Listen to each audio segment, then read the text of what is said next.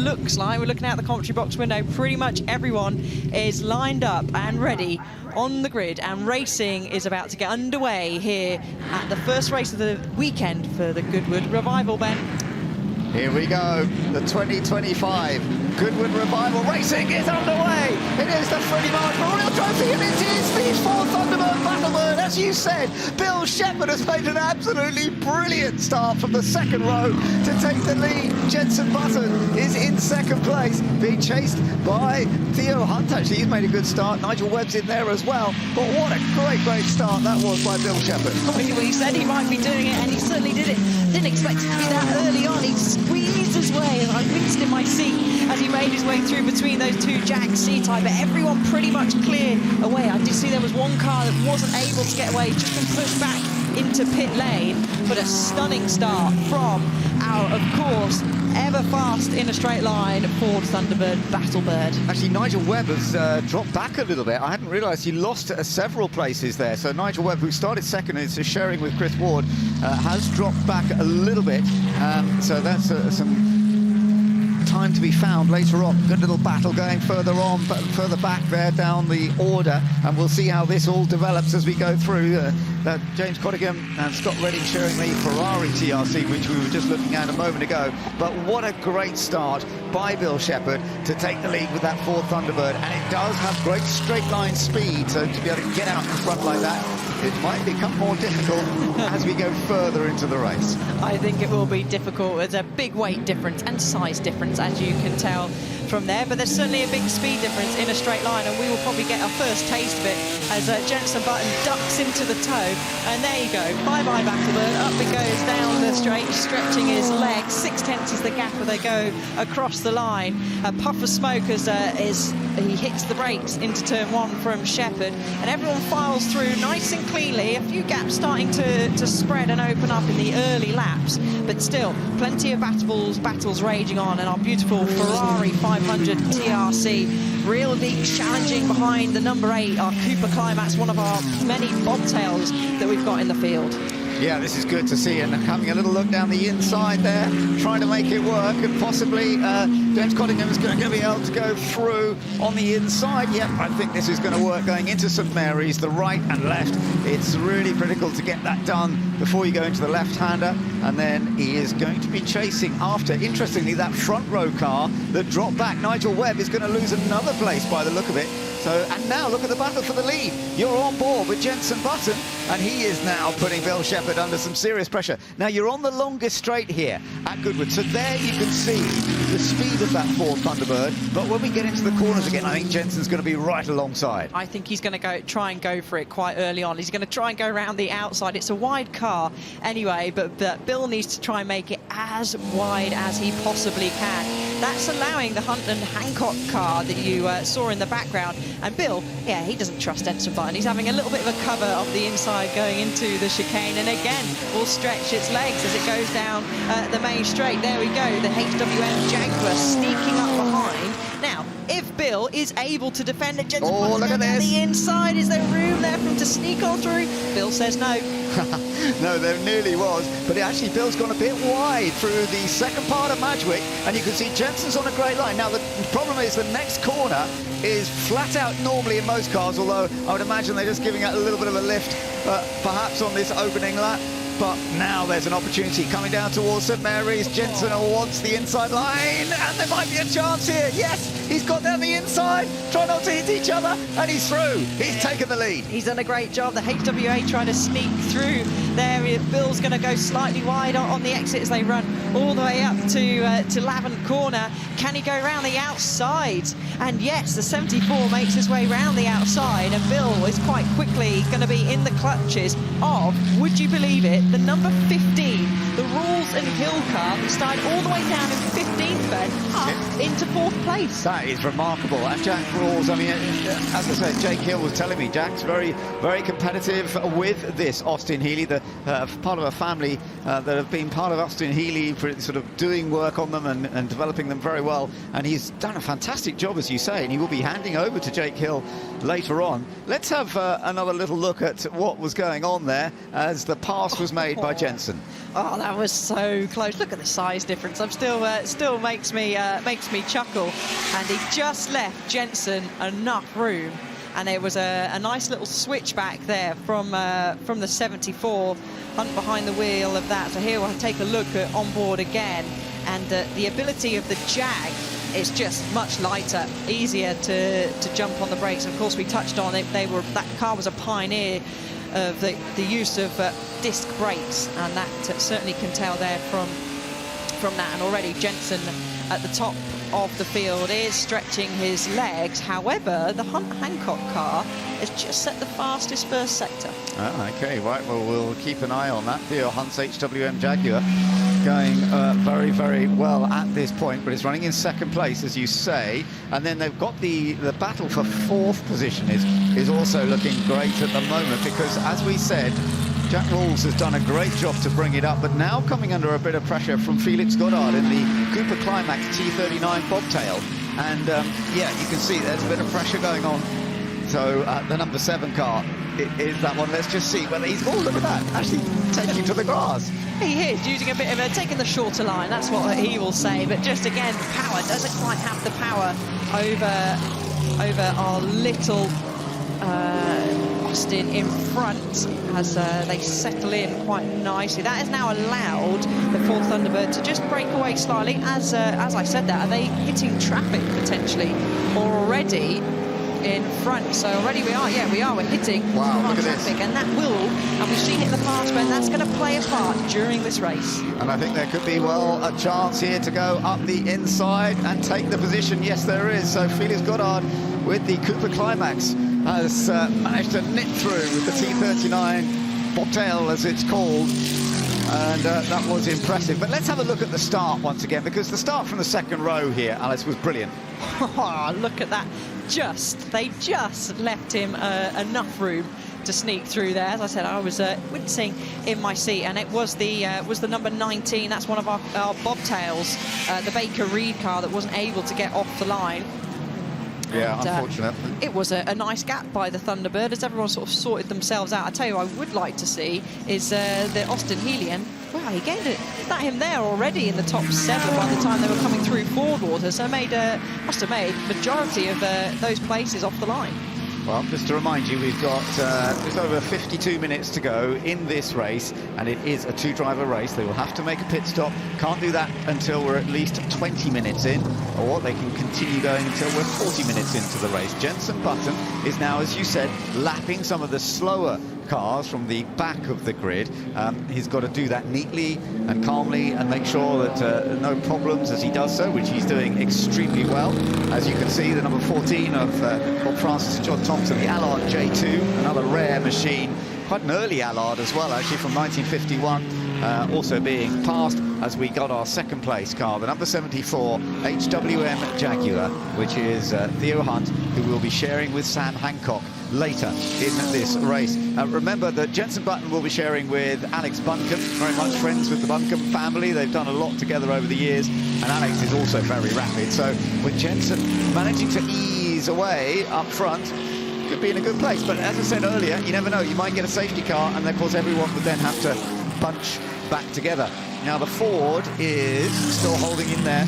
Bill Shepherd holding on to 3rd place at the moment after that brilliant start, but they're not having quite the same pace. But that potential podium is coming under pressure, isn't it? It certainly is. Romain Dumas will take over the Bill Shepherd car, but he's going to have to make his car even wider than did when Jenson Button was trying to sneak through, or did sneak through, going into St Mary's. And the number 7 going left, going right, trying to get the undercut, but unfortunately the little Cooper Climax is going to have no straight line speed to keep up with the Battlebird, and might even come under a little bit more pressure from the Austin Healey that's behind. I rather love seeing that there's such a difference, isn't there, between this huge Ford, which is battling away with the tiny little Cooper Climax T39, rear-engined, centre seat, Cooper bobtail from that period in the mid-1950s, and it was an incredibly successful car in that period. Between 1956 and 1962, those cars took something like 91 wins, apparently. First entered at Thruxton in 1955. But what a wonderful difference between them, and yet we get a great race. I'll tell you what, if you were a photographer taking a photo of the cars coming into turn one, I don't think you see the Cooper Climax tucked in behind the Battlebird. I certainly didn't for a brief moment there. I was about to say, where's he gone? He's disappeared, but he hasn't. He's just tucked in behind. The size difference is there. Button extends at the front. 5.8 is the gap now from Hunt in the 74. And really, this is bringing the Austin back into this battle. Laps, that's going to be a brave move to make up the inside of the second part of St Mary's. Not able to do it there. He's going to have to try and really be brave on the brakes, I think, to either try and go around the outside. He's having a little look. Yeah, but now we're going into power, aren't we? So we're going into power. So I would probably say, nearly let the Austin Healey. Actually, I think he might have opened himself up to getting done by the Austin Healey there as we go down the straight. The only real opportunity is going to be in that real heavy braking zone, so down into Woodcote Corner where the Thunderbird would struggle. However, for the little bobtail, is trying to get the perfect exit compared to the Thunderbird out down that back straight. But of course, it's going to, because the Thunderbird's going to have the legs. So you can see through the corners where you really have to stop, which is these two we've just been through there. It closes the gap down, but it's going to open again into turn one. So it's going to be a brave move needed by this bobtail. Absolutely, but it's a wonderful battle that's going on here, and they're also having to do this lapping exercise as well, going past some of the other cars. You're looking at the Jaguar C-Type number 58 that's being passed by the others. It's Hans-Martin Schneeberger who's actually in that car at the moment, but keeping out of the way, and they're keeping it clean for now. By the way, Jenson Button setting fastest pace all the time at this stage. He's opened up the gap now to nearly 7 seconds over second place car of Theo Hunt, who will be passing over to Sam Hancock a little bit later on in this race. But the way that Jenson Button is getting away, meanwhile, this is the fight, this is the fun bit, because these such different machines, but where can the Cooper find it sneaky path through? I was just saying, he was having a look there, but we've again got to go down this long straight. So yeah, 7.4 is now the gap. Jenson Button just making it look easy as he drifts the Jag C-Type through Woodcote on the brakes into the chicane. We're sort of heading now towards the time of where they'll be making the switch over. And I wonder how Button will play this, the Button and Bunkham car. Alex Bunkham, of course, taking behind the wheel, because they're both extremely experienced, very fast drivers. Who's going to do the longer stint? You would have thought, well, Jensen owns this car, maybe he'll opt to do it. Now, they're nose to tail once again as they go across the line, the battle for the final spot on the podium. Yeah, this is really entertaining to watch, there's no doubt about it. But where can you find the way through? Through the corners is where the Cooper has that little bit more speed and pace, but trying to get into the corner alongside. As you said, especially being such a big car, that Ford Thunderbird, Battlebird as it's called, it can sort of block a bit of space quite easily. The way that Jenson Button dealt with that was very clever, and they kept it clean, which was good. Bill Shepherd, of course, is a very experienced racer, and once he realised they were absolutely alongside, he didn't try and fight too hard, but he's fighting hard against these two cars behind. There's an that's a risky place, isn't it, to try and go up the inside? But maybe it's a risk that needs to be made to get past. Yeah. And I've just about to say, Tiff Nadell is dropping down the order. He's in the pits, so clearly there's some kind of issue with that C-Type Jaguar. He was meant look, they've gone through. Well, certainly the Cooper's gone through, and the Austin Healey's now also gone through. My goodness. That's amazing, but now the Thunderbird, of course, on a straight line, will try and come back, but, this could go all the way. Let's just hope they keep it clean. Yeah, defend, little bobtail, defend, and look at the braking ability between the Austin and the Thunderbird. So much stronger. I thought he was going to run wide on the grass there. It looked quite close. Again, traffic coming into play. We've got the number 6, that's our Sol Maserati 300S, which is being lapped once again, and that's allowed the Austin Healey. They can go 3 abreast down the straight, and rules says thank you very much. And the Thunderbird's coming back past again. Oh, yeah, the Cooper lost out there. So that's ironic, isn't it? But yeah, you're right. So it is the Austin Healey. Now, remember, this Austin Healey started in 15th position. And it's now up into 3rd place. Jack Rawls is racing it at the moment, and Jake Hill will be driving it later. And that's a fabulous job, but now coming under pressure once again on the straight line. But now coming into a section of corners, of course, into St Mary's, and then down towards Lavant, and then they'll be going back onto the straight. That's where the Ford is quick, but I think actually the Ford's really got to work to try and keep the Cooper behind. Felix Goddard must be thinking, you must be joking me. You're coming back past me again. We've got a car off as they've Alpha. just gone through there. So unfortunately for Felix, he's got to try and do this overtake all over again. We didn't actually catch it. I wonder if he did properly get the undercut here. He's not able to do so. And he's got to tuck his toe once again, away bye-bye as they go down this long Lavant straight up to Woodcote. And I tell you what, the Healey's going to come under pressure, and they might have no ability to defend, but he's going to get the run around the outside.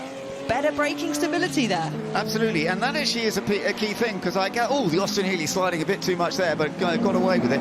Disc brakes all around on the Austin Healey, whereas that Ford Thunderbird, the brakes do not last. I mean, it's got a lot of straight line power, but I've been told the brakes tend to go off a bit with that, because, you know, you've got a heavy vehicle, you're trying to do late braking so fast in a straight line, but he's not giving up, that's for sure. We saw that Jake Hill on the pit wall, and he had a shake of the head, and it's probably going, gosh, that pesky Battlebird, will it just go away? But he'll be hopping in soon. It's not long now until this pit window will be open, just over 3 minutes, and we will probably start to see plenty of cars dive into the pits. And there we go, once again, it's gone round the outside, as he's going to have to try and do it all over again. It's fascinating, isn't it, how in some areas the Ford is so rapid, but in others it just cannot cope, and it's particularly under braking, you see, that's where it struggles a little bit, but how you make the most of it. So let's see what Jack does behind with the Austin Healey. Can he make it work again, particularly down after Lavant and down on the straight? When they come down towards Woodcote, that's where his late braking has worked, but the Cooper is right in there once again. So we'll just have to see if they're going to be able to... He's almost willing the car along. Yeah. Unless he's got some kind of problem, because he looked like the bobtail was catching in the straight line there. I really hope not, because Jack's drove a fantastic race. So it's going to be timing it with the pit stops, isn't it? You need to... I wonder if they're just going to look at the pit crew down from there and have a look to see what the Battlebird, maybe check out on the pit wall. Of course, they've got no radio communication here, because they need to try and escape battling with the Battlebird, don't they? So maybe some tactics will come into play, I'm sure. So some more lapping to do, but you're right, I wonder, it's almost as if Bill Shepherd had a problem with the car, and now it's working better again, because suddenly he's been able to get back in front and actually pull away a little bit. He's just looking a little bit more rapid than he was. I'm not quite sure what's going on, but nonetheless... Teasing them. Maybe he was teasing them. Yeah, maybe. He just set a personal best, actually, a 1:32.7. Jenson Button, meanwhile, is doing the 1:29s, apart from that last lap, getting through this traffic, a 1:31.3. So back up to the back. This battle, again, keeps on raging, and slightly further back, let's see if there's any close battles. There is further down for 11th place, our Jag XK 140 is having a nice battle, actually, with our Webb Maud Jag C-Type, and actually he's in a Jag C-Type sandwich as the Burt and Broad fighting there in 12th place as well. So there are other battles that are going throughout the field, but this is certainly one of the closer ones. Yeah, it is very impressive. But down the straight this time, again, Bill Shepherd has pulled out enough distance that even though he has to brake earlier, not going to be close enough for Jack to get in there, and he's slipping and sliding a bit through Woodcote, but deals with it very, very well. In the meantime, Jenson Button has opened up the gap up front to over 13 seconds. But look at the time remaining, ticking away, because when we get down to 40 minutes time remaining, that is when the pit lane will open for drivers to be able to swap when they want to. So we're nearly there for some of those that might want to make the earliest pit stops, and that makes... could make some difference as well. We shall see how this all works. But for Jenson Button, who will be handing to Alex Bunkham, they're in a very strong position up front. There you are. They are, and actually next time round, the pit window will be open for these drivers. So it's going to be really interesting to see what the Rawls and Hill car, the Goddard car are going to do to maybe try and see if they can make their way through, because they do really, in paper they kind of do look quicker. It's just the Thunderbird is able to power past them down the straight. So we'll have a look. Team tactics might come into play, plenty of discussion, so it won't be open because Jenson Button so far ahead of that battle, 16 seconds ahead. It won't be open for Jenson Button, but it will be open for our second place car, who's going to go down the inside of one of the lapped cars. So there we go, we're down. Pit window is now open, and the drivers will get a sign of that. There you can see just on the marshal post there before pit entry, and we have our first car coming into the pits. Yeah, no surprise. There will be some who will come in very, very quickly now. Now remember, we certainly don't want a safety car at this period, because then the pit lane will be closed back down again. But as you say, coming into the pits is the Cooper Jaguar, and Katerina Kajvalova is going to be handing over to Phil Keane, who is very, very rapid here at Goodwood and has had lots of great success over the years, and a very experienced racer.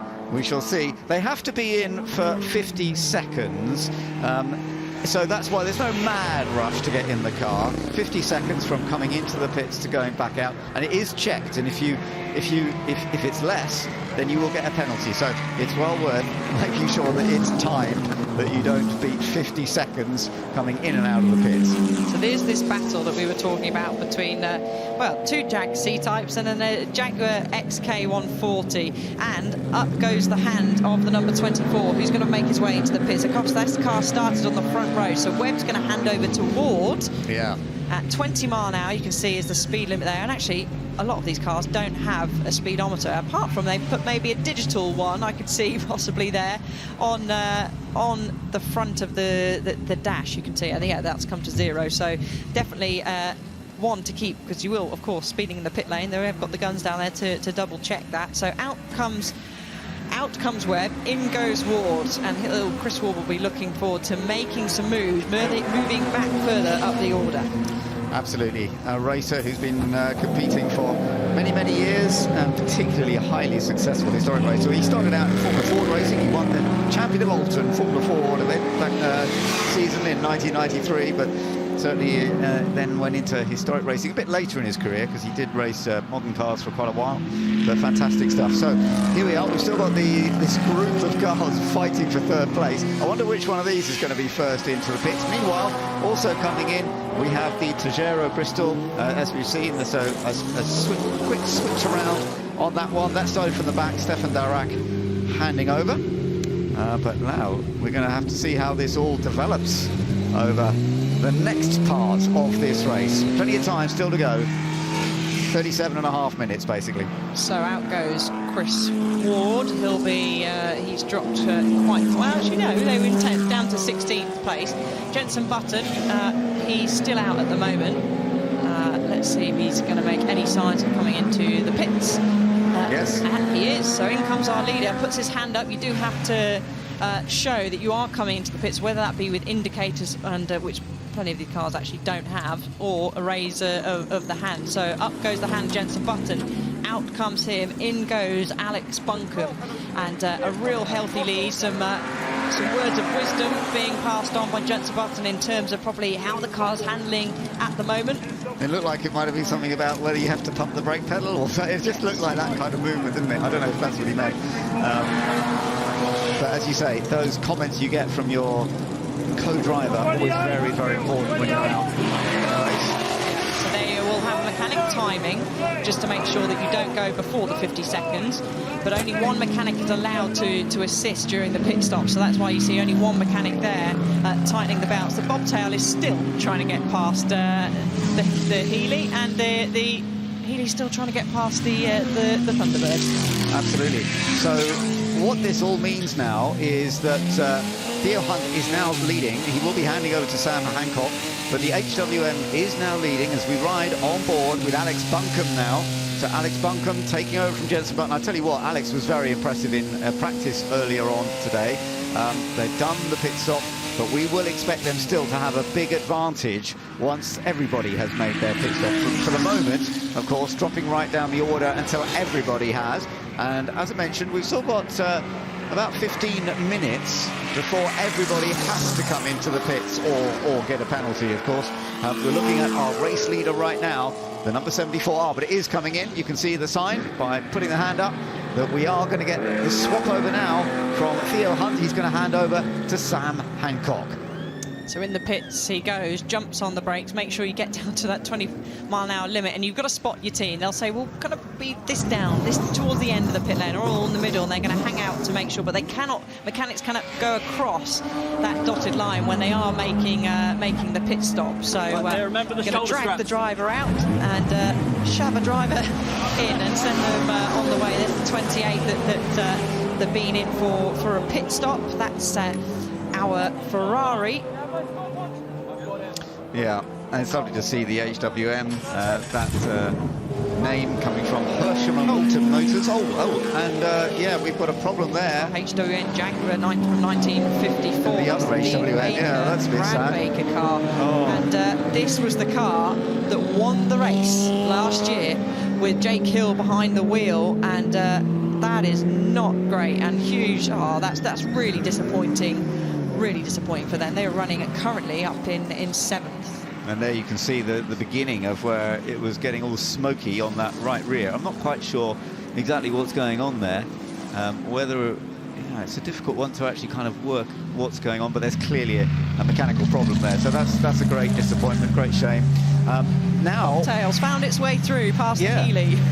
I wonder if they're just waiting for someone to pit first. Yeah, because this is now the battle for the lead at the moment, isn't it? But yes, it's because they haven't made their stop yet. No, so waiting for one of them to go first, potentially, to play the tactics there. But you can see the stretch of the legs from the Thunderbird, and then that gap's going to close back down as they go into the really long, really tricky braking zone, Woodcote corner, steering and braking at the same time, which is where we get our fantastic shots of the cars drifting. So here we go. In comes the Battlebird, the raise of the arm from Bill Shepherd. He'll be diving into the pits now, and we're going to have Romain Dumas, who well, stick that driver in anything, and he goes quickly, particularly up the Goodwood Festival Speed hill. So he's be coming in, and they will make that driver change. You can see him waiting on the on the left-hand side, and he will be jumping in. Yeah, Romain Dumas, the star Le Mans multiple winner, a Porsche factory driver for many years, and has had so much success in Goodwood, but winning the RACTT has proved to be a little bit tricky. As you say, the hill climb, he's always done a great job. Oh, and we've got a new leader now with that battle that's been going on, and of course the Ford coming in. It does mean that the leader is Jack Rawls, who will be handing over to Jake Hill.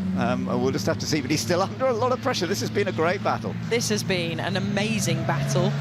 As I can hear out the commentary box window with my headphones and everything on, the Battlebird make its way. The Ford Thunderbird Battlebird goes out on track now. So Romain Dumas is set free from the pit lane speed limit, makes his way down the straight, and again this battle is just going to continue between, well, I'd like to say all three of these cars.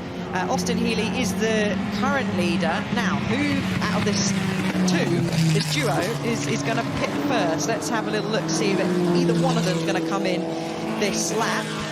Kick of the grass just shows it's still a bit damp on the curb on the outside there. I'm not seeing any arms come up yet. Oh, but there's a bit of, no, yeah, they are staying out. I did wonder then. Right, there's a thumbs up. So what that means is you're coming in this next lap. So will Jack be handing over to Jake as the bobtail's trying to tease them off the racing line? Not able to do so, and our fastest car out on track actually at the moment well, I was just about to say it's Webb and Ward car, but the Bunkham car now has just stolen that away with a 128.7 and creeping very quickly onto the back of this battle. 13 seconds is the gap, and remember, it has to be a minimum 50-second pit stop. That's pretty impressive, isn't it? That Alex Bunkham's immediately gone faster than Jenson Button in that same car. Jensen will say there's less fuel. Yeah, he will. You know, I know. all those Fair racing enough. driver, I'm not going to call them excuses because Jensen is extremely fast. But so we're going to probably see the 15 come in, aren't we, Ben? Yes, I would think so on this lap, and it just depends whether we're going to see the Cooper coming in as well, the number 7. Is that going to come in yet, or will it be staying out there for a little bit longer to lead the race, because it can stay out there for another 10 minutes if they want to.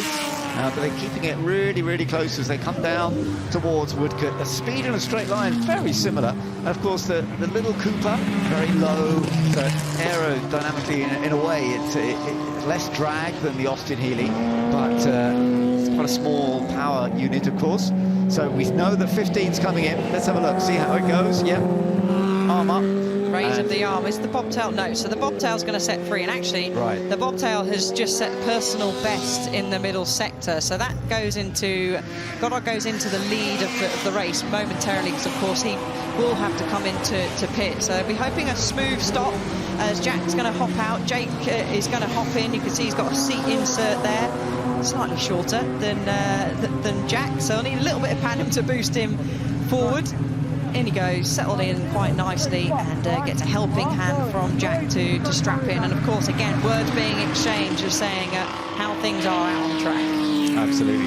But what we do really expect to see here is that Alex Bunkham in this number 38 Jaguar C-Type that was being driven by Jenson Button earlier is going to have a massive lead, because he set the new fastest lap. Once everybody has made a pit stop, he's going to be in a very, very comfortable position. So basically, it's now just stay out of trouble. Don't do anything silly when you're lapping other cars. Just be aware of what else is around you. Out now comes Jake Hill. Jake, who of course has had so much success here at Goodwood over the years, and taking the win last year with a different car. So let's see what he can do. Bobtail. Oh, really? Okay. Unless that was just my eyes, but it looked like there might have been a little bit of smoke, but I really hope not. So I hope no issue, because this is a great battle we were having. So oh, you're right. I think that is a bit of smoke, isn't it, coming out from the bobtail, which is that's a disaster for them. So let's see if they do take a look at it when it comes into the pits. But in he comes now. Yeah, and then you can see it again there, sort of around the screen. There's a bit of smoke there. So what is going on? There's suddenly, just as he's coming in and been battling away for a really strong podium finish here, is this now not going to happen? We'll find out shortly. Of course, they've got to do the driver change, but will they be having a discussion, or is he happy? Let's have a look. Seems like they're making a change. So no dramas.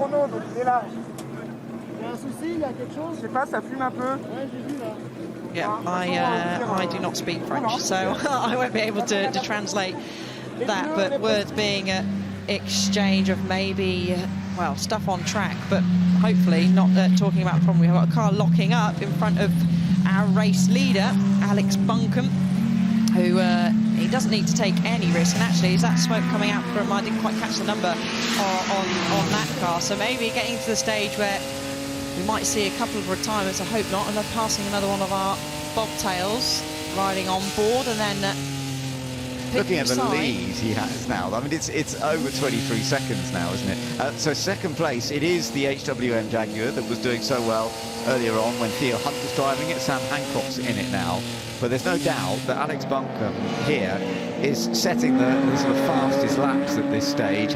He's already set a fastest lap. He wasn't going quite so quick last time, but he's got a big advantage. Huge advantage, and the bobtail's back out, but still smoking. And it does say in the driver's briefing notes, if you are smoking, you are meant to come into the pits. So maybe they were just hoping it was just going to settle itself and sort itself out, but it hasn't done so at the minute. But just back to the, well, there's going to be the Dumas and Hill battle now. 1.2 seconds separating them. She waited to go across the line. I think that might have stretched. We'll just wait for the timing screens to refresh. But here's our car sitting in second place. It's Sam Hancock who's behind the wheel now, and again has quite a large gap to Button and Bunkham in front, and from the Hill car behind. Yeah, I think that's what's going to be interesting, is whether Jake Hill's going to be able to close that gap very much or not. And what about Romain Dumas? Is he going to be able to do anything with the big Ford and close up as well? But I think that's going to be a little bit of a challenge, as we do have some quite big gaps. Yeah, so I've just had a look at the times there. Jake Hill actually is a bit under pressure from Dumas. 1.4 is the gap, isn't it? Yeah, so that's the battle for what is effectively the final podium slot at the moment. And there you are. There you're looking at it. So Jake Hill in the first of those two cars, in the Austin Healey, is under pressure from Romain Dumas, the great star driver in the Ford. Thunderbolt, they're both star drivers, just in different forms of motorsport. Jake, of course, a lot of his success is having become a British touring car champion, whereas Romain Dumas's success, particularly at Le Mans. They're both star drivers, but they're in these very different machines, and we'll see how this gap develops. But this is for third place. It's for a podium. It matters to both of them. It does, of course it does. They're racing drivers. It's hugely competitive, whether they're racing in professionally in different formats away from Goodwood. But we've got our 2024. We've got our 2024 British touring car champion up against, well, a long list of achievements for Romain Dumas. 24-hour Le Mans winner in 2016 and 2010, and of course he was winner, if you say most recently, for breaking records, of course, at a Goodwood Festival of Speed, and was our winner of the fastest driver up the hill at this year's Festival of Speed. So traffic's probably going to come into play too, as I just saw Jake was catching up to some traffic, and you can see there. I'm just having a look. The bobtail is still going round, Ben, so maybe they feel that everything is okay. But the field is kind of sort of spread out a little bit, and this is actually the closest battle on track at the moment. It is, yeah. So we'll see how this develops, this battle for third place between these two. It could be very, very interesting going forward. But they are quite a long way behind the top two. Well, there's a big gap, first to second anyway. So Alex Bunkham very much in control. 23 laps completed, and with over 23 minutes to go. So reliability, of course, when you're running historic cars, is always a factor when you're in a relatively long race. So let's hope that we don't get any reliability problems. I wouldn't be surprised to get one or two cars having troubles, because once you get into a race and it's developed for a while, it can cause a problem. But of course they're so beautifully restored nowadays and worked on by expert teams who really know how to prepare these historic cars. In some ways they're better prepared than they were in their day of racing. Yes, certainly are. And actually I was saying about closest battles, we have got a close battle between Chris Ward, who's caught up to the back of the number 7 bobtail, and actually maybe that's going to be changed now, because this is going to be our closest battle. But remember the 24 Jag C-type that did start on the front row. There's our bobtail that surely has to come into the pits now. Yeah, that surely has got to come in, because as you say, it is one of the rules that if there's lots of smoke, you should be coming in, and it's going to be affecting vision. I mean, look at that for the driver. No way is he going to be able to see. But Chris Ward, when Nigel Webb boxed at the end of, at the start of the pit window, he was down in P10, so Chris Ward has dragged the Jag C-type from P10 up into P6, which is going to be, it's probably already been into P5 now, and yeah, that really is the end of the race, and that's a shame that it's come to. They were having such a great battle, and that's going straight into the pits, probably several laps too late. That is a shame. It's Charles-Edouard Rousseau who's actually in the car at the moment. Felix Goddard, who drove it so well in the early stage, who is the entrant of this, the owner of this, is actually a development Cooper that was the first back in the day to be fitted with the Climax engine for Cooper. That connection between Cooper and Climax, this was apparently the first one to have that, which is rather lovely history. But right now, sadly, they've got a problem with the smoke, and it is a retirement from this race. And I do feel for them, because they did a really good job. They were part of the fun of watching the early stages of this race, but it doesn't look as though they're going to be playing very much more. No, it doesn't, which is a real shame, like you said. But 4/10 was the gap between Dumas and Hill as they went across the line. previous time, but they've just gone across the line again now, and there's 1.2 seconds is the gap. And Alex Bunkham and Jenson Button have lapped all cars, I think, having a look, up to 5th place. Have I worked that out correctly, Ben? We'll check that in a sec, but I think you're... I'm pretty sure, as again, setting a fastest lap of 128.540, and anyone, well, the closest driver to that in terms of best laps is Chris Ward in the other C-type with a 129.071. Okay, well, that's interesting. We're riding on board with Alex Bunkham here, which is a lovely view as well. So you can see driving a classic car, the Jaguar C-type, so much fun. And then here we are. This is the battle going on further back, trying to make up the ground a little bit. Getting into a bit of a slide, Chris Ward. I thought he was going to go round there. He's still setting personal bests out there at the moment, but love getting these onboard shots, and you can see just pretty much drifting it round the corners, which just seems to be a thing with plenty of these historics, but in particular these Jag C-types. Now, the gap between himself and the battle for the final place on the podium between Dumas and Hill was 25 seconds the previous lap. It's now 21, and there's 9-12, just under 20 minutes of the race remaining. So can he possibly catch up to the back of this battle?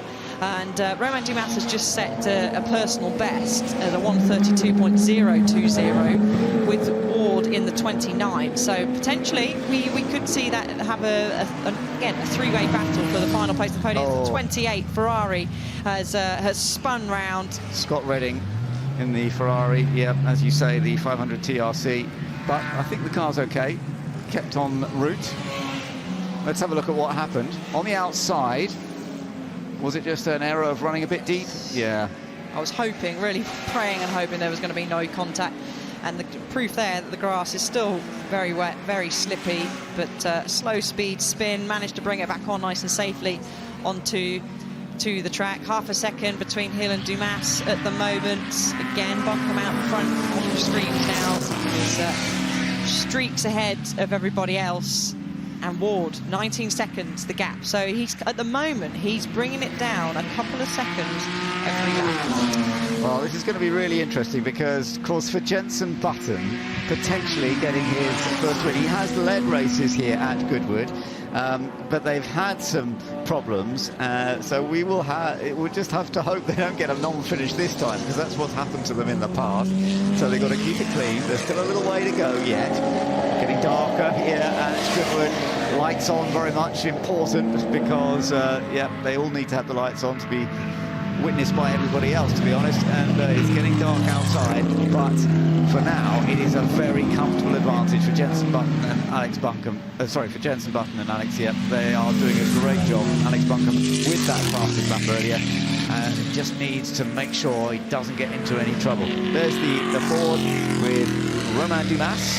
Is he getting any closer to Jake Hill? The gap seems about the same, doesn't it? It's stabilised. However, it's a personal best in the race for the number 24, 128.992. And I did mention a lap or so ago, 19 seconds was the gap, now down to 14. So I'm just hearing in my ear that apparently it's starting to spit with rain as well. So that could really throw the cat amongst the pigeons out there for these drivers. Yes, absolutely. And it could, of course, if somebody does get caught out by some rain and then falls off, we can see some umbrellas going up there down at Lavant and onto the straight. So that's obviously where we're getting a bit of rain coming in. And I did wonder, that is Chris Ward. Now that is unusual, because Chris is a hugely talented racer, but look at the amount of water now on the car. So obviously it's easy to make a mistake. We could well see... Slippy. Yeah, could see some cars going off, and that, of course, remember, we might end up with a safety car. If so, that will bunch everybody together. And that's another one of the cars. But so that where they're going off there is over at Lavant, and another spinner. So we've got quite a few. Oh, and that's in the gravel. I'm not sure that's going to get out of the gravel. Wow. It might do. That's one of our C-types, the from 1952, the Burton Broad car. And fair play. It's good on track as the seat time, but it's good at getting out of gravel and does his best not to drag it across the track. So Alex Bunkham doesn't need to take any risks here. 42 seconds, only 43 seconds is the gap from him. So he just needs to play it safe. But it's not really a word that racing drivers know is, or a term, playing safe. But it does look like that he is sort of edging his way through. But he's doing a good job, because you need to be very cautious in this situation, because you've got to learn where is the wet bit, where is, they've got rain in various different parts of the track, more so down this end. This is where we've really been seeing some errors. You can actually see some of that water on the track. Oh, be careful using the curbs when it's wet. That's always a bit of a risk. It is. And just listening in, pretty much wheel spinning in every gear. So this is where we've seen, I think, a lot of the cars go off, and that's probably where the heaviest part of the rain is. That he's now in Lavant, and he'll arc his way round, and you can see the rain's really coming down now. Then it'll go slightly uphill down Lavant Straight into Woodcote. So having a look at these gaps, the battles we were having a look at. So this has allowed Jake Hill now to escape from Romain Dumas in the much heavier Ford. Chris Ward, obviously, that gap has really opened up. He was 14 seconds behind Romain Dumas. He's now 26, nearly 27 seconds behind. As nervously watching on is Jenson Button saying, please don't do anything silly.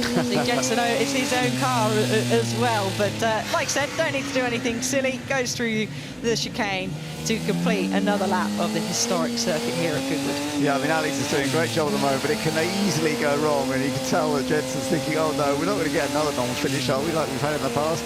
Let's wait and see. Are they going to be able to hold on for the victory? It's looking pretty effective at the moment. You're having to find where there's perhaps a little bit more of a dry line. Stay off those curves. I hope he's learnt that one after the last little moment he had. And as you can see, at one point the rain was coming down quite heavy, but we've had these sort of little showers today several times where we get a blast of rain and then it actually eases off and dries out once again. So you just have to be cautious. I'm surprised we haven't seen more cars go off, actually. Oh Ben, no, don't do commentator's curves. Sorry, yes, say not that. Don't say that, yeah. But lap times are now around about 30 seconds slower, certainly for Alex Bunkham at the moment. So there's Jake Hill, and I couldn't see in the background the Ford Thunderbird. That's dropped back a bit more, hasn't it? So that's dropped back quite a bit, much heavier actually. Yeah, Jake's the fastest out there in the wet at the moment at 152.6, and Romain Dumas is in the 159s. Our leader's in the 156s,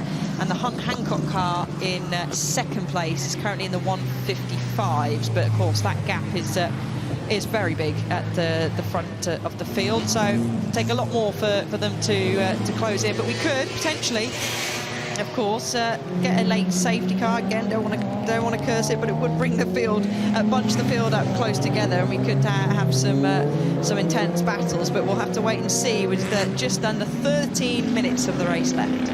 Yeah, he's doing a good job, as you say, that fastest lap in the wet so far. That was a slightly slower lap, but of course he's having to go past other cars as well. But it is pulling him away from Romain Dumas a little bit more. Romain's staying on track, but the gap has opened up. The wet weather does suit the Austin Healey a little bit more than the Ford. In fact, the gap's gone up to 14 seconds on this lap. To go back on board with our race leader, Alex Bunkham. We do have a little bit, I noticed that earlier, the left front, there's a little bit of flapping going on there. Hopefully that's okay. That should, I would say that should be all right. Oh, that was a big sideways motor. He's going to catch up with the Thunderbird, and I just having a chuckle to myself because Romain Dumas, it's raining, but he's still driving around with his visor open, so that'll be pebbles in your face if it's raining really hard. But it's a workout, isn't it, behind the wheel of any of these historics, particularly in the rain, as Alex Bunkham and the rest of these drivers out on the grid are getting a serious workout. It is, yeah. It is. It's so different to watch them in the wet, struggling for grip. Just bear in mind, of course, at Goodwood, they all race on treaded tyres, so it's not like modern racing where you have to switch tyres from slicks to wets. They're on treaded tyres, as they would have raced back in period.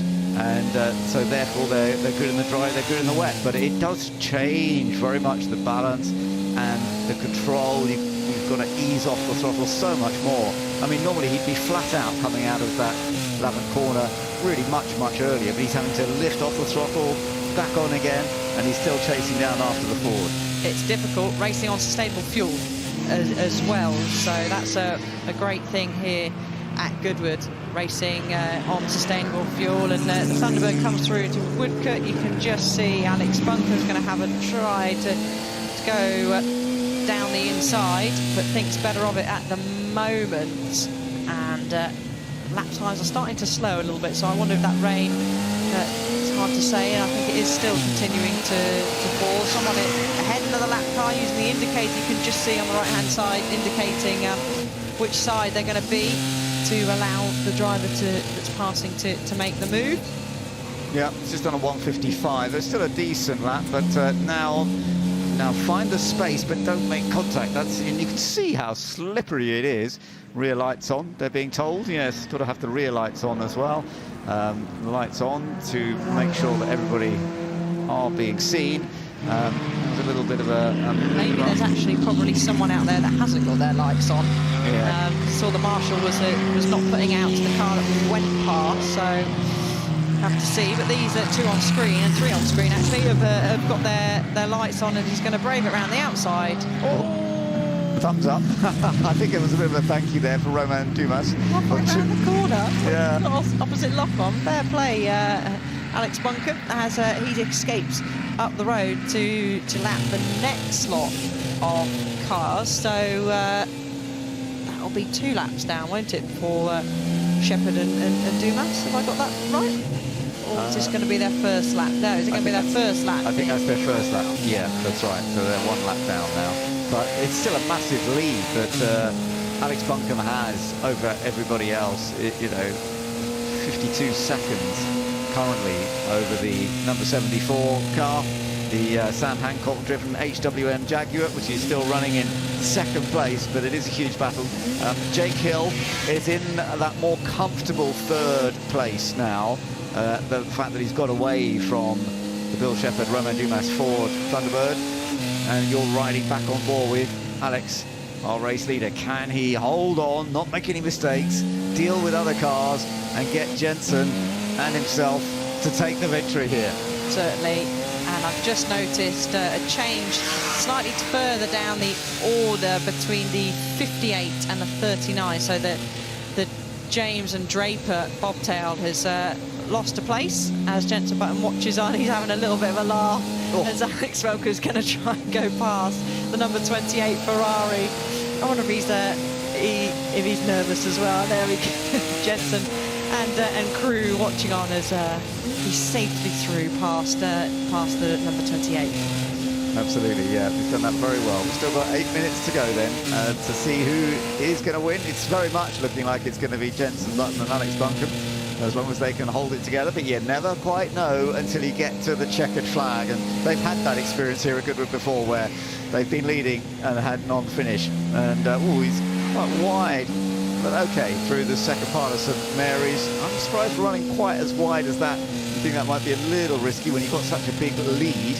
You don't need to take too many risks, but yeah, staying off the curb a little bit more there at 11th, and then listen in the power.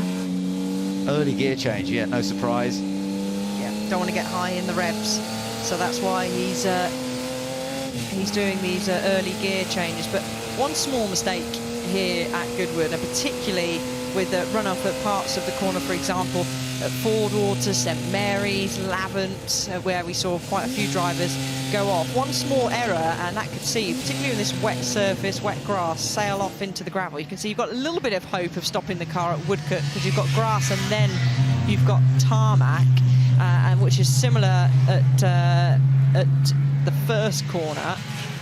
But you don't want to be touching the grass at all, even if there is a little bit of tarmac runoff on the exit.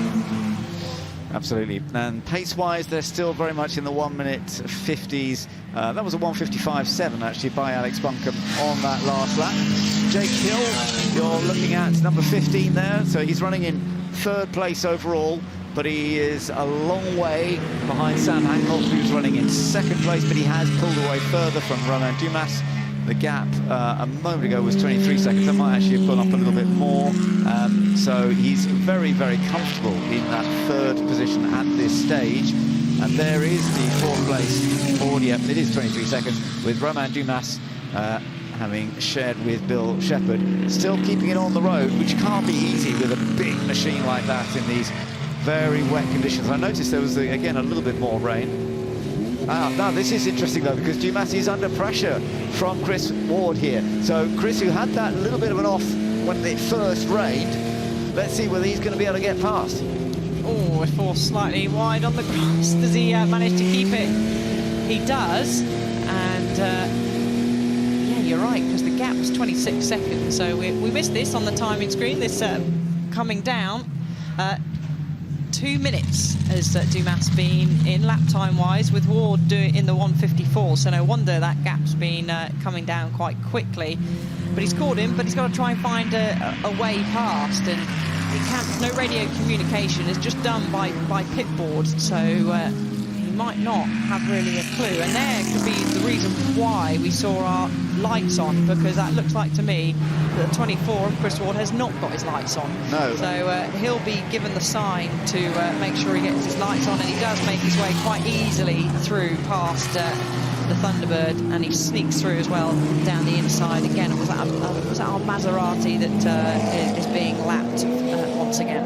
That is a worry the lights are not on, though, because I imagine that, you know, he's been told lights on, and I wonder, yeah, they're waving at it. They're waving at it. Lights on. Is there a problem getting the lights on? Maybe he doesn't know how to turn the lights on. Well, maybe not. He's been jumping for numerous cars over the course of the weekend, and there's not much, well, there's no breathing space really here in these historics, particularly in the wet, so maybe he's thinking, well, where on earth is the switch to turn the lights on? But maybe not.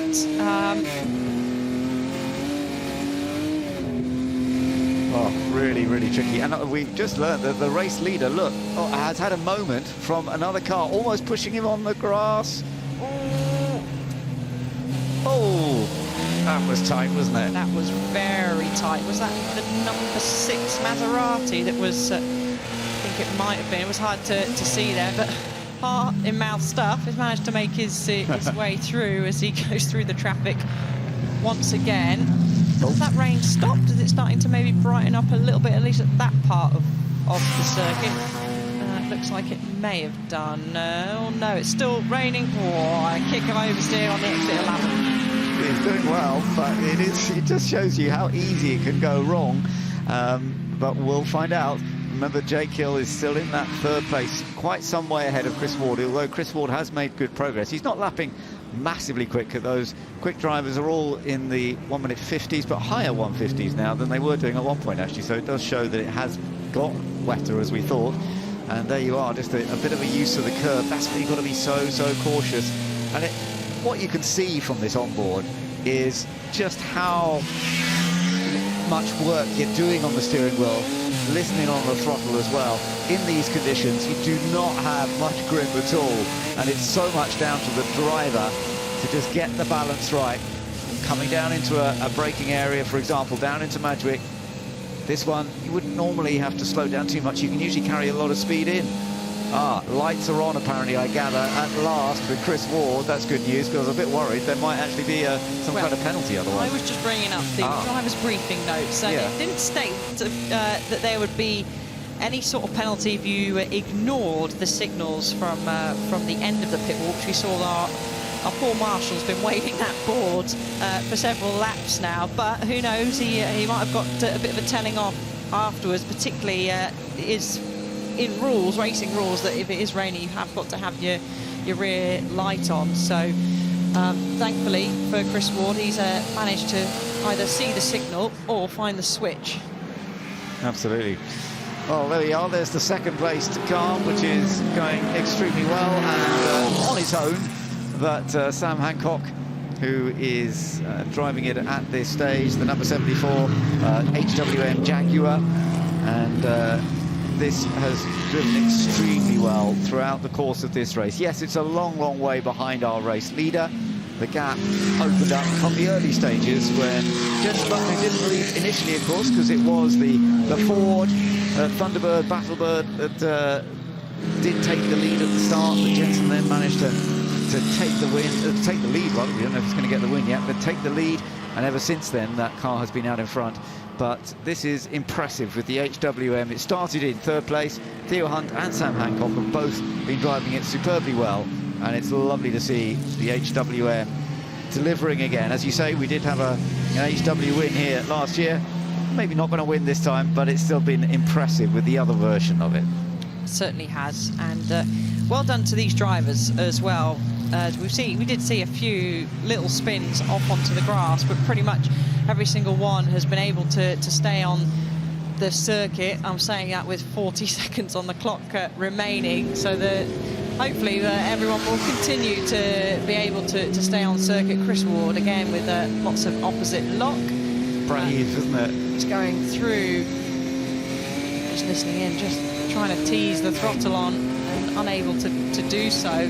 Even when he's made that gear change, how much throttle do you put on? And it's not a lot. So going through Ford water, which is a tough corner even in the dry in these historics, and made even more difficult in these slippy conditions. But there goes through Alex Bunkham, who's still trying to race through the traffic. Yeah, he did a good lap last time, actually, to be fair.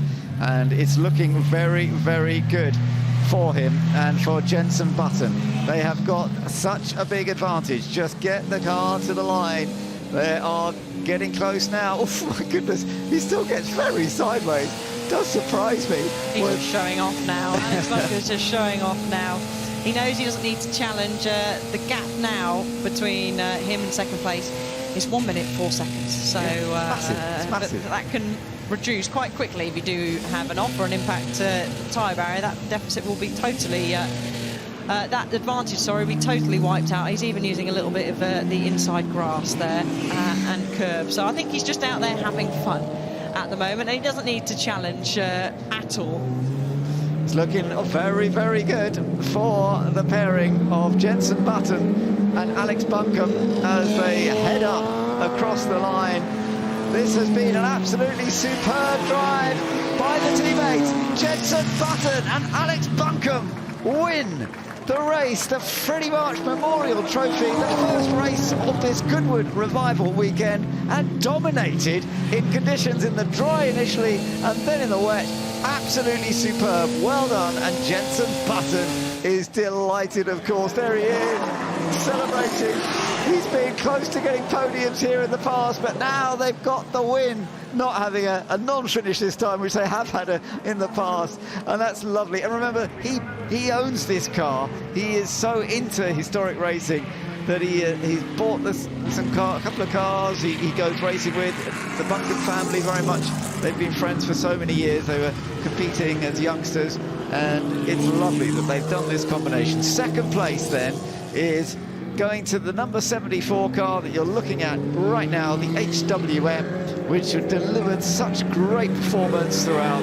It's Sam Hancock in the car right now, Theo Hunt, who did a great job earlier on, and that comes across the line to finish in second place. But that's how big the gap was, 1 minute and 8 seconds, first to second. Jake Hill, in the meantime, is due to come across the line in third position.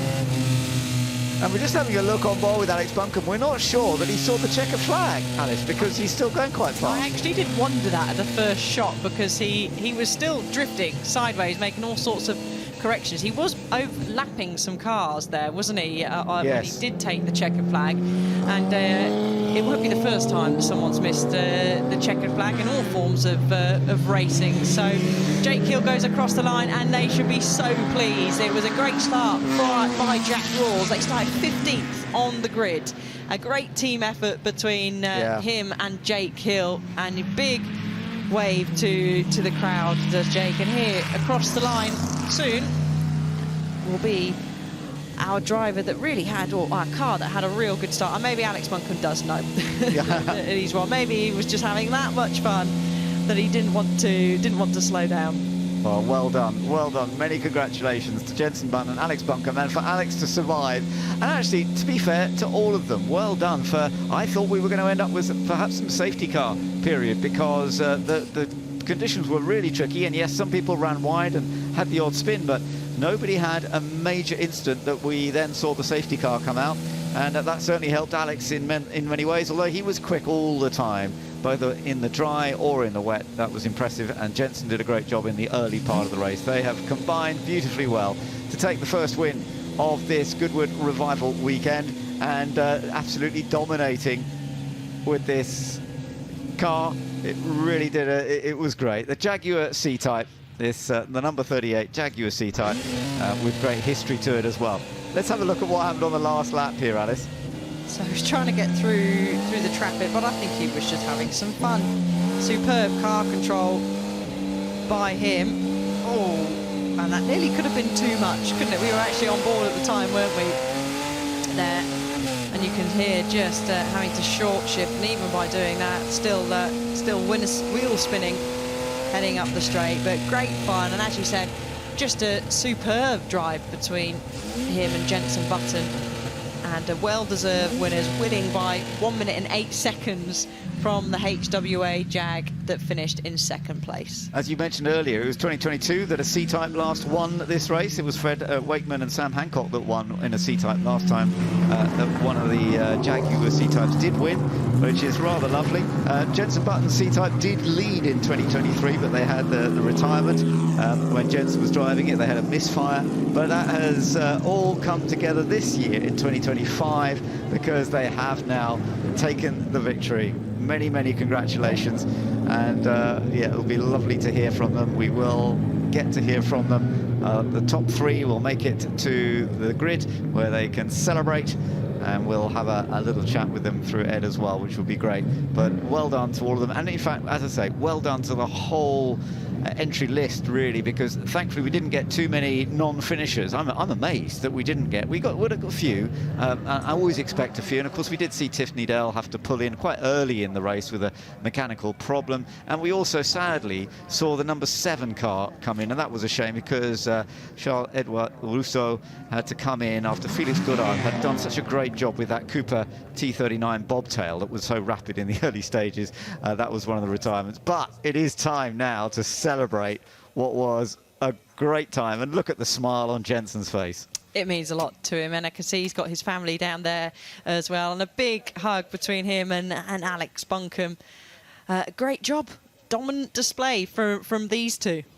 Yeah, and you're seeing a Formula One world champion in Jenson Button taking his first major win here at Goodwood, which still means a lot to him, and absolutely delighted. And Alex Bunkham, who has great history in racing as well, in sports car racing in particular, endurance racing, that's always been his style. So doing a long bit of a decent run there at the end is nothing unusual, but look at their faces. Lovely.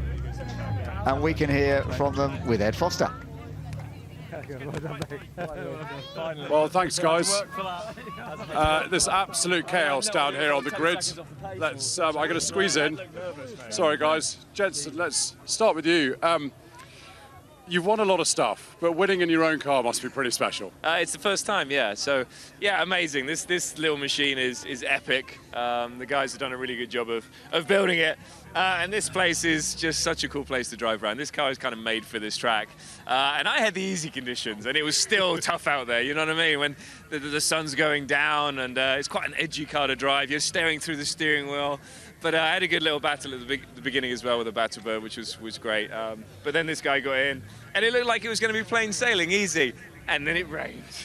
Alex, I'm going to come to you in a second, but Jensen, was that the most painful bit of most racing you've ever watched, that last 30 minutes? No, it wasn't painful. It was exciting. 2 years ago it was painful when we were leading and we had a misfire. So no, it was, I think, for all of us to watch Al in those conditions, we can all learn something. So it was epic to watch. Really, really proud of everyone, and especially this man for driving it in those conditions. Well, Alex, it looked as though you all had it was in hand, but then the rain started. Yeah, I mean, I've said over my career, I've been on ice a lot of times, I've said that a lot, and that, I've got to say, was the worst I've ever experienced. I mean, I had no idea if I was 10 seconds up the road, 5 seconds a lap off, or what, really. So it was really, really tough, but what a pleasure to drive it. It's been 12 years since I won this exact race in this car, so I couldn't be happier. A real pleasure to be with this lad, and yeah, I just couldn't be happier. It's great. We can actually see on the monitor some of the steering inputs. It was pretty eye-opening. Yeah, I mean, I was just searching for the grip. I mean, I'm going to have to apologise for some grass, because I actually found a little bit more track on the inside. If I used a little bit of grass, I could find a bit more grip. I mean, it was just, I've never been so slippery as that. It was unbelievably slippery. So, so pleased to just see that flag. You know things are bad when there's more grip on the grass. Well done, guys. Thank you very much. Cheers. Right, let's find our second place men. We're going to squeeze around the back. Absolute chaos down here. We'll start with Theo. Theo, what an absolute cracking opening stint. Thank you very much. I'm not quite sure what came over me, really. I just kind of got on with it, and the car was fantastic. I wanted to make sure that I didn't crash, and I didn't. It's the first time I've driven it. Thank you so much to my dad for letting me drive it. Can't quite believe this is happening. Can't believe we've just come second to Jenson Button. It's just quite surreal. And Sam just drove such a fantastic race. Dealt with the rain, just kept it going, and we got a podium. Unbelievable. Fantastic drive. Sam, come on in. That rain didn't make it easy, did it? It didn't, but thanks to him building up such a good cushion in his stint, which I was thanking him for out loud every single lap, I could find a sort of sensible pace and figure out the grip without the sense of there being much pressure from behind, which is always the bit that trips you up in the rain, because you start pushing when you shouldn't. Well, guys, it was fantastic to watch. Well done. Thank you very Thanks much. for having me. Cheers. Right, let's. I think we'll go over the other side of the grid now. We're gonna. Looks like we'll meet in the middle. Jack, let's start with you. What a race! You must be absolutely delighted. I certainly am. I was going to try not to cry. It's a dream come true, really. My best mate as well. We've known each other for so long, and qualified 15th this morning. We were a bit despondent, to say the least. We had a little chat, and it was really just to send it, basically, and that's what I did. First lap. Yeah, how many places did you make up by the first corner? I think it was about 10 places. Yeah, 10 places, and then an amazing battle. Great respect between Shepherd and the little bobtail, and then handed it over to the ultimate pro, Jake. And just masterfully drove that through really tough conditions in the first time he's driven the car. So we have to say thank you to Glenn, the entrant as well, Glenn Healey, for giving us the opportunity to race this car and the trust. And I don't think we quite believe we'd end up standing here. Jake, you're going to sleep well tonight after that stint. Oh, Ed, that has just been, I mean, it has been a dream come true, literally. I mean, you know, we said we need a little bit of luck to obviously pull this thing onto the podium.